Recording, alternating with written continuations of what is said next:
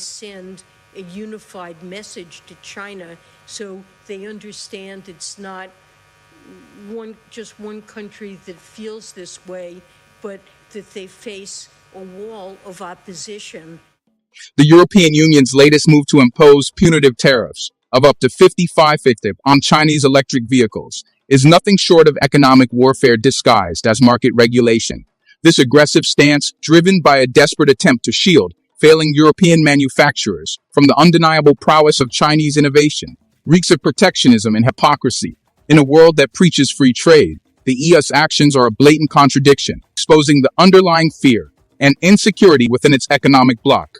Why is the EWI so threatened by the success of Chinese EV makers? Is it because they've managed to achieve what European companies have struggled with for years, producing high-quality, affordable electric vehicles that meet the demands of a global market?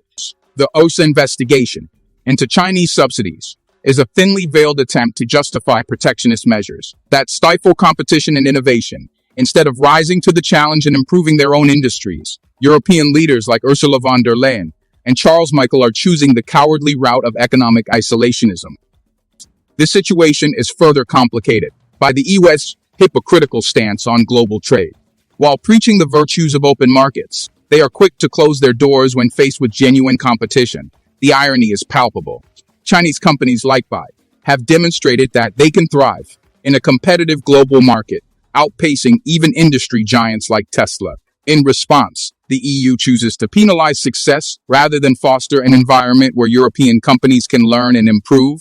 The potential fallout from this decision is immense. Higher tariffs could lead to a trade war with China, disrupting global supply chains and causing economic instability.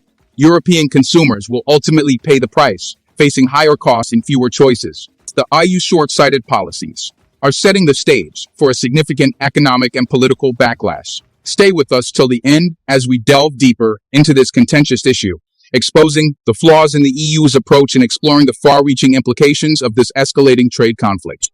Hello and welcome back to Innovative Check YouTube channel, where we delve into the innovative and transformative projects changing our world. If you're new to the channel and enjoy learning about innovation stories around the world, you've come to the right place. Please subscribe, like, and comment to help boost our videos on YouTube. The tariff problem with Europe began when the European Commission, the executive arm of the EU, launched an investigation into Chinese electric vehicles and their subsidies last year. Officials expressed concerns that an influx of inexpensive vehicles from China posed a threat to domestic manufacturers. This issue stems from incentives introduced in China in the early 2010s, which spurred the growth of startups and expanded battery cell production, resulting in globally competitive and cost-effective EVs. Chinese EV manufacturers have already encountered resistance in the US due to high tariffs and political opposition, making the European market crucial for companies like BYD, seeking global expansion. According to the Rhodium Group, the EU is expected to impose tariffs ranging from 15 to 30% on Chinese EVs. However, these tariffs are unlikely to sufficiently curb competition from China. The report suggests that much higher duties, around 45 or even 55 for highly competitive producers like BYD, would be necessary to make exports to the European market commercially unappealing. Just a quick reminder to hit the like button below. YouTube has been restricting my videos a lot recently because of bots, so your like does help out this video massively in terms of the algorithm in YouTube. The European Union will need to impose tariffs of up to 55% on Chinese electric vehicles to significantly reduce their imports into the bloc, according to a new analysis by the Rhodium Group. These findings were released amidst the EU's ongoing anti-subsidy investigation into EV imports from China, even if the tariffs are set at the higher end of the anticipated range. Some Chinese producers will still manage to generate substantial profit margins on the cars they export to Europe due to their considerable cost advantages. Chinese companies like BYD, which surpassed Tesla to become the world's largest EV manufacturer last year, can sell cars at significantly higher rates and profit margins in regions like the EU compared to their domestic market. Despite paying a 10% tariff rate in China, BYD's CLU model sells for €20,500, while in the EU it sells for €42,000. This results in an estimated profit of €1,300 per car in China versus €14,300 per car in Europe. According to Rhodium, even with a 30% tariff, a company like BYD would still make a higher profit in the EU. The report indicates that Biden will likely need to reduce prices to achieve its goal of increasing market share in the EU. A 30 tariff rate would still allow enough profit margin for such adjustments. However, the report also notes that much steeper duties, around 45 or even 55, would be necessary to make exports to the European market commercially unappealing.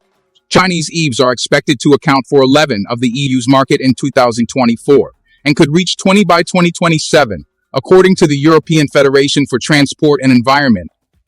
The debate over tariffs and sanctions is not merely about economics, but also involves complex political dynamics. Critics argue that the EU's approach to sanctioning China may lead to unintended consequences, such as escalating trade tensions and affecting the global supply chains. Proponents of higher tariffs believe they are essential to protect domestic industries and maintain a level playing field. The situation is further complicated by the broader geopolitical context, including the U.S.'s stance on Chinese imports and the strategic importance of the automotive sector. As the EU continues to navigate these challenges, the implications for international trade and economic relations remain uncertain. The potential for higher tariffs on Chinese imports highlights the ongoing struggle between maintaining open markets and protecting domestic industries. This issue underscores the need for a balanced approach that considers both economic and political factors, ensuring that policies are effective and sustainable in the long term.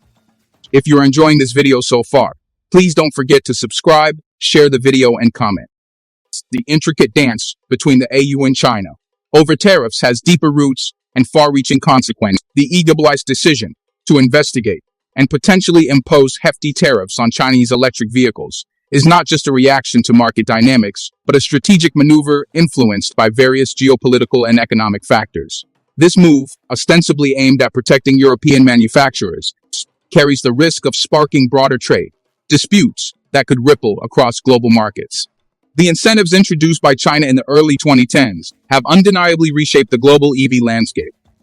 These policies catalyzed a boom in startups and massively expanded battery production capabilities, positioning China as a dominant player in the EV market. This dominance has allowed Chinese manufacturers to offer competitively priced vehicles, which are now threatening the market share of European producers. In the US, Chinese EV manufacturers have already faced significant hurdles. High tariffs and a politically charged atmosphere have made it challenging for these companies to establish a foothold. Consequently, the European market has become increasingly vital for Chinese companies like BYD, which are eager to expand their global presence. However, the EU's proposed tariffs could severely disrupt these plans. The Rhodium Group's analysis highlights the complexities of the situation. While tariffs in the range of 15 to 30 might seem substantial, they are unlikely to deter Chinese manufacturers sufficiently. The cost advantages enjoyed by these companies mean that even with such tariffs, they can maintain healthy profit margins. For instance, BYD, having overtaken Tesla as the world's largest EV manufacturer, can still generate significant profits in Europe despite a 10 tariff. The discrepancy in profit margins between the Chinese and European markets is stark, with the BYD CLU model making 14,300 euros per car in Europe compared to just 1,300 euros in China. To truly impact the competitiveness of Chinese EVs in Europe, the EU might need to consider tariffs as high as 55. This would substantially increase the cost of Chinese vehicles, potentially making them less attractive to European consumers. However, such high tariffs could also provoke retaliatory measures from China, leading to a tit-for-tat escalation that could harm both economies. The EU must weigh the benefits of protecting its domestic industries against the risks of triggering a broader trade conflict. Critics of the EU's approach argue that sanctions and high tariffs could have unintended consequences. One concern is that these measures might disrupt the global supply chain. Given China's significant role in the production of EV components, higher tariffs could lead to increased costs for European manufacturers who rely on Chinese-made parts, ultimately hurting the very industries the EU seeks to protect.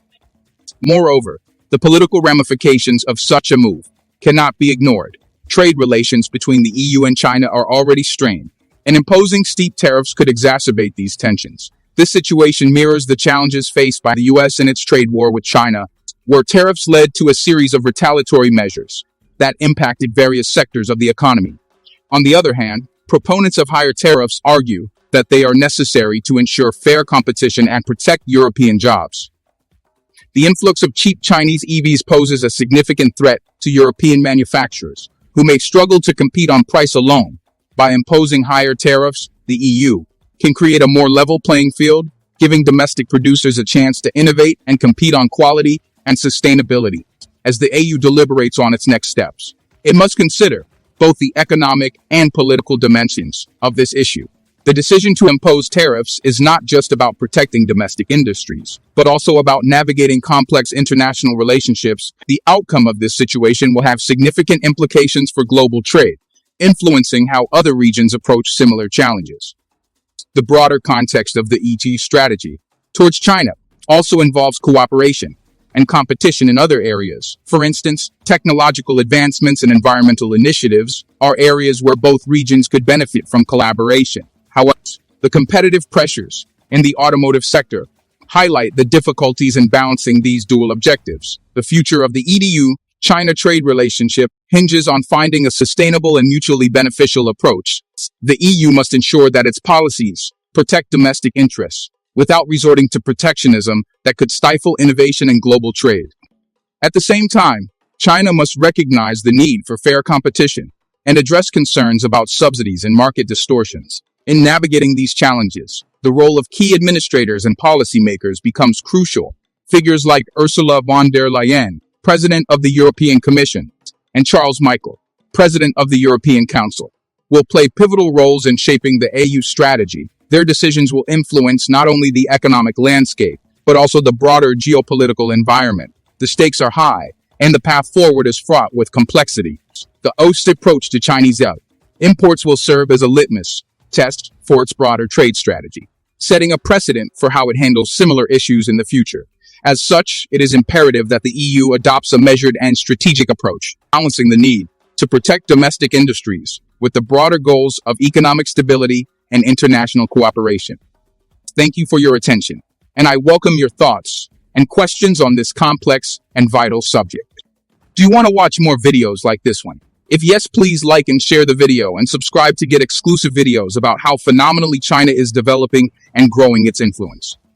Your subscriptions and likes motivate us to generate more content, so please keep supporting us.